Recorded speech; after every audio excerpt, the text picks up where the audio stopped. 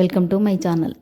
ఈరోజు నేను మీకు ఈ వీడియోలో ఆరోగ్యానికి ఎంతో బలాన్ని ఇచ్చే సజ్జ రొట్టెని ఎలా తయారు చేసుకోవాలో చూపిస్తాను. ఈ సజ్జ రొట్టెల్ని ఇప్పుడు ఇక్కడ నేను చూపించిన విధంగా చేసుకుంటే 2-3 రోజులైనా పాడవకుండా ఉంటాయి.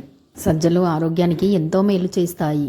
ఇలా సజ్జలతో రొట్టె చేసుకొని తినడం వల్ల మెటబాలిజం పెరిగి ఊబకాయం తగ్గుతుంది. సజ్జ రొట్టె తయారు చేసుకోవడానికి ముందుగా సజ్జ పిండిని తీసుకొని జల్లించుకోవాలి.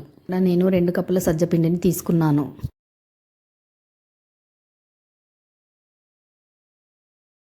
ఇలా పిండిని జల్లించుకున్నాక ఇంకో గిన్నెలోకి 1.5 కప్పు దాకా నీళ్లను తీసుకోవాలి. స్టవ్ ఆన్ చేసి నీళ్లను మరిగించాలి.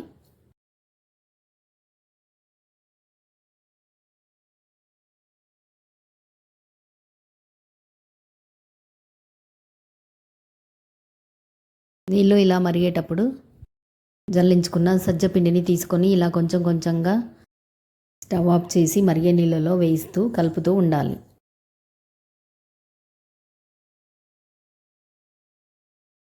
పిండి మొత్తం బాగా కలిసేలా కలపాలి. పొడిపిండిని మొత్తం వేస్తూ దగ్గరకు వచ్చే వరకు కలపాలి. ఇలా వేడి నీళ్ళలో సజ్జపిండిని వేసి కలపడం వల్ల జిగి వస్తుంది. దీనివల్ల రొట్టె చాలా బాగా వస్తుంది. ఇప్పుడు ఈ పిండి వేడిగా ఉండగానే ఒక పీట పైన కొంచెం కొంచెంగా తీసుకొని ఇక్కడ చూపించిన విధంగా పిండిని పిసకాలి. ఒకవేళ పిండి మెత్తగా అనిపిస్తే పొడిపిండి వేస్తూ కలపాలి. పొడిపిండిని వేస్తూ పిసకాలి. అవసరమైతే అన్ని చల్లనీళ్ళు వేస్తూ పిసుకోవాలి. ఇక్కడ చూపించిన విధంగా రోల్ చేస్తూ పిండిని రౌండ్గా ముద్దలా చేసుకోవాలి.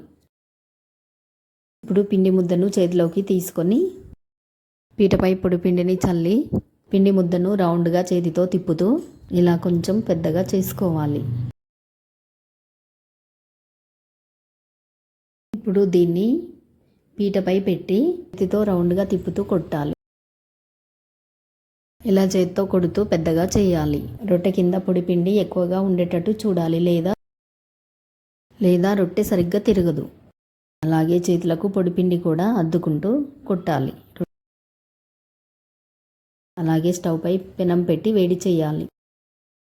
ఇప్పుడు ఇంకా ఈ రొట్టెను పెద్దగా కొట్టడానికి 2 చేతులతో కొట్టాలి. 2 చేతులతో తిప్పడం వల్ల రొట్టె ఇంకా పెద్దగా అవుతుంది.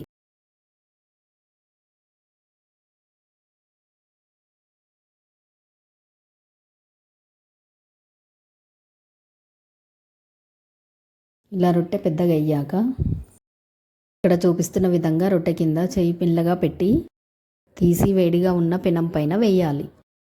వేసిన 2-3 నిమిషాలకే రొట్టెపై నీళ్లు చల్లుతూ పొడిపిండి లేకుండా తుడిచాలి. ఇప్పుడు రొట్టెని కాలనివ్వాలి. ఈ రొట్టెను కాల్చేటప్పుడు మంటని హై ఫ్లేమ్లో పెట్టి కాల్చాలి.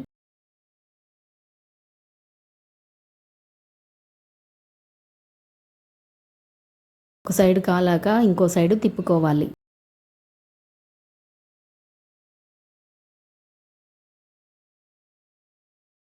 రెండో వైపు కూడా ఇలానే కాల్చుకోవాలి. వైపు కాలకపోతే అటువైపు తిప్పుతూ కాలుస్తూ ఉండాలి.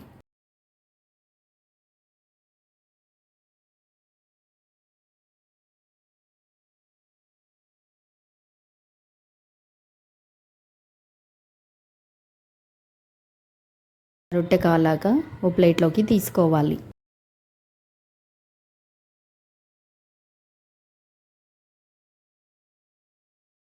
అలాగే మిగతా పిండిని కూడా తీసుకొని ముందు చూపించిన విధంగా రొట్టెల్లా కుట్టి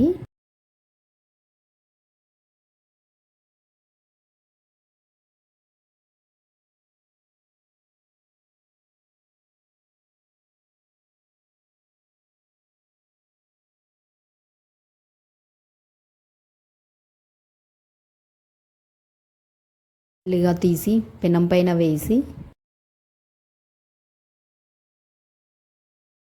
వైపులా కాల్చాలి.